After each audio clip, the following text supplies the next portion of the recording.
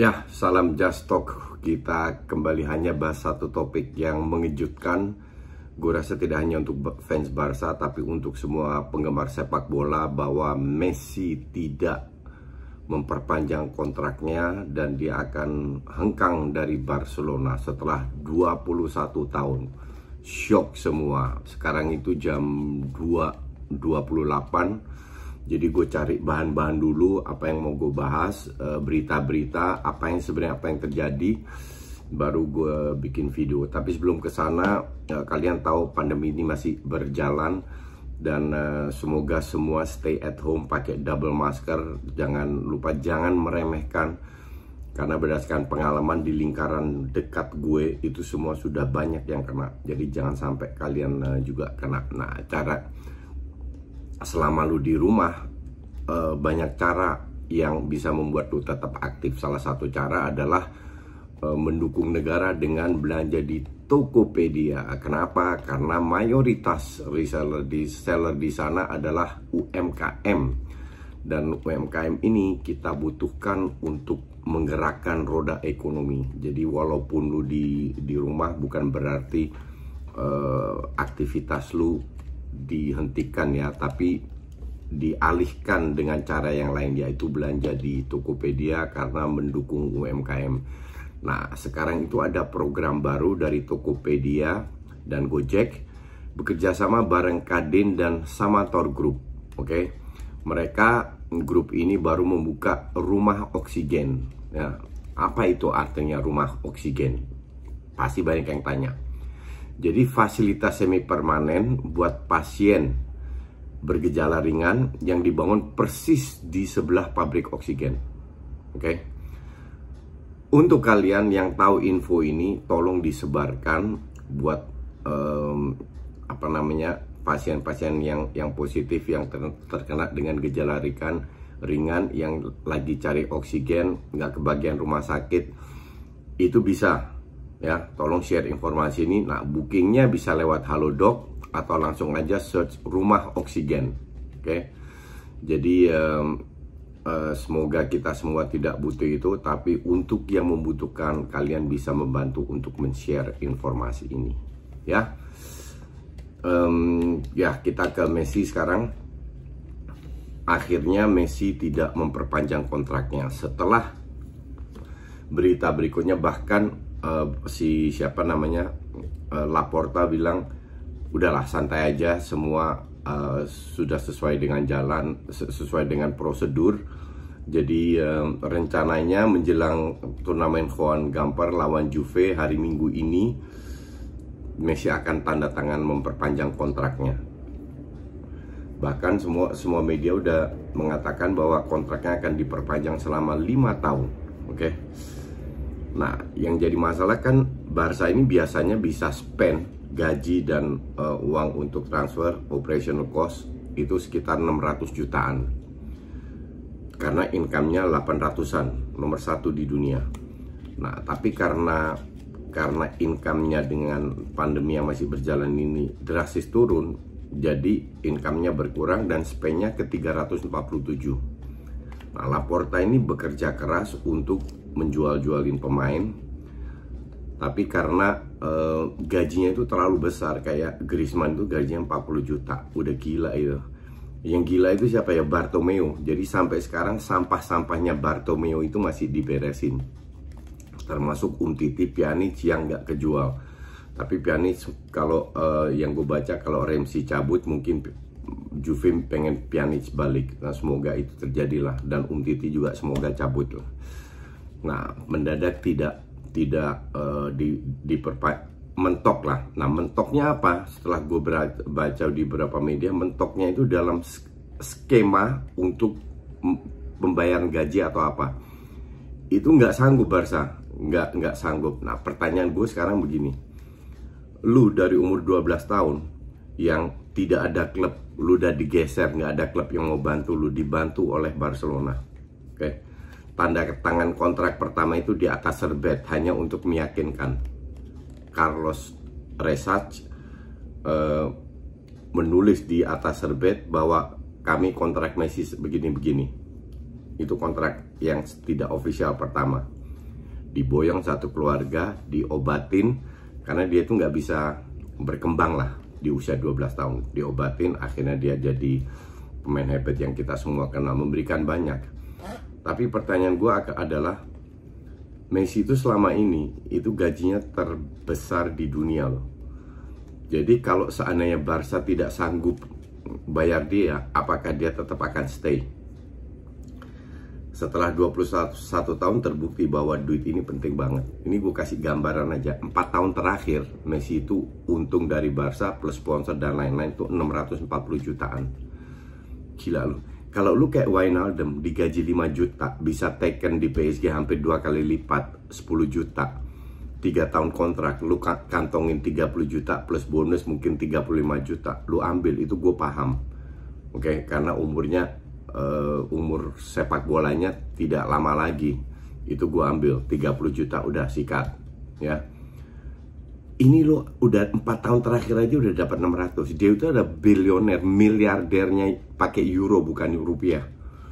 Lu mau butuh duit apa lagi?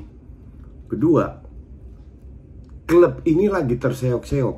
Bukan karena klubnya mau, tapi karena sikon. Kalau sikon normal kan dia tetap digaji, nggak ada masalah. Tetap dibayar dengan 70 juta plus iklan dan lain-lainnya. Ya, nilainya di 600 jutaan. Jadi kalau gue baca ternyata ada kendala masalah skema, mungkin berhubungan dengan pajak dan lain-lain. Kalau perlu gratis lah, ngerti nggak? Setelah apa yang klub udah berikan kepada lu, kalau perlu 1 tahun aja gratis, biar hitung-hitungannya masuk dan tahun depan bisa 1 tahun gratis itu bisa dibagi ke 4 tahun berikutnya karena tahun depan harusnya normal lagi. Hal-hal kayak gitu itu kan bisa dilakukan, ngerti nggak?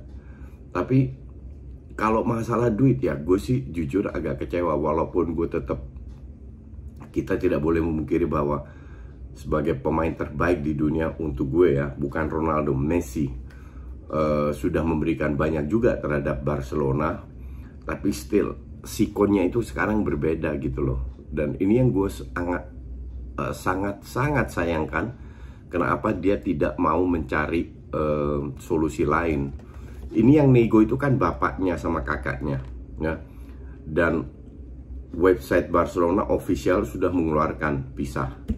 Untuk gue ini masih 99,9999% pergi. Tapi masih ada 0,001% di mana Messi yang punya keputusan terakhir. Udah, gue tetap stay di Barca. Kalau dia mau, oke, itu masih bisa. Karena duit udah gak ada masalah lagi. Lu kan tetap dapat sponsor dan lain-lainnya. Ini kan masalah birokrasi di mana Barca kepentok, bukan Barca tidak mau. Beda itu ceritanya. Ini yang bikin gue kecewa gitu loh. Dia itu jangan anak-anaknya 4-5 turunan nggak habis itu duit kalau lu hidup normal, ngerti nggak? Tapi kenapa sematra itu sehingga dia mau meninggalkan Barca? Di sisi lain, Barca itu lebih besar dari any kind of players. Mau Messi, mau Johan Cruyff, mau siapa, nggak ada yang lebih besar. Mau Xavi, Iniesta, nggak ada yang lebih besar daripada klub. Oke, klub ini harus move on. Ya. Jadi kalau seandainya permintaan Messi merusak segala skema, ya cabut aja. Tanpa kita tidak merespek Messi ya, tetap kita harus respect Messi dan berterima kasih dengan apa yang telah dia berikan gitu loh. Pertanyaan kedua kan adalah dia mau kemana? Opsi ada 2, walaupun opsi ketiga ada juga. Gue bahas opsi pertama kedua, yaitu ke PSG. Kenapa? Karena Mbappe mau cabut. Jadi mending Mbappe jual sekarang daripada tahun depan gratis. Terus ada Neymar di situ. Ketiga, PSG bisa bayar gajinya. Keempat, tidak termasuk dalam struktur karena dia gratis masuknya. Seperti Donnarumma, seperti Wijnaldum. Mereka hanya keluar 80 juta untuk Hakimi. Oke. Terus Paris itu kota yang jauh lebih hidup untuk jet set juga untuk keluarganya. Kelima, masalah bahasa. Masalah bahasa dimana apa namanya, bahasa Spanyol dengan Perancis lebih dekat lah daripada dengan Inggris. Okay. Opsi pertama, pole position itu PSG. Pilihan kedua itu City. Kenapa City? Karena ada Pep, ada si Begiristain. Kedua, karena City bisa bayar gajinya berapapun dia minta. Okay. Ketiga, bermain dengan sistem di mana di usia 34 itu lebih banyak bermain dengan otot daripada otak. Jadi sistemnya jalan, jadi lebih ringan daripada di PSG, lebih ngandelin skill lah. Kan dia tambah lama tambah pelan, bukan tambah cepet. Ya kan, di usia 34 speednya itu udah menurun. Nah, cuman kurangnya di Inggris, ya City, Manchester itu desa besar atau kota kecil, nggak ada apa-apa. Jadi untuk keluarganya itu agak sengsara, kecuali keluarganya mau tetap tinggal di Barcelona, dan dia kan family man banget tuh, jadi nggak mungkin dia ninggalin keluarganya, anaknya dan istrinya pasti harus ikut. Nah itu akan sengsara buat mereka. Oke, tapi ini kembali pilihan. Nah, opsi ketiga itu ke Chelsea. Karena Lukaku ini ngotot terus 120-130. Kalau gue jadi Abraham, coba kita tawar Messi, karena mereka bisa bayar, masuk gratis, bayar gaji doang. Ujung-ujungnya lebih menguntungkan Messi. Dia bisa bermain sebagai real striker dan dikelilingin oleh pemain bagus semua. Oke.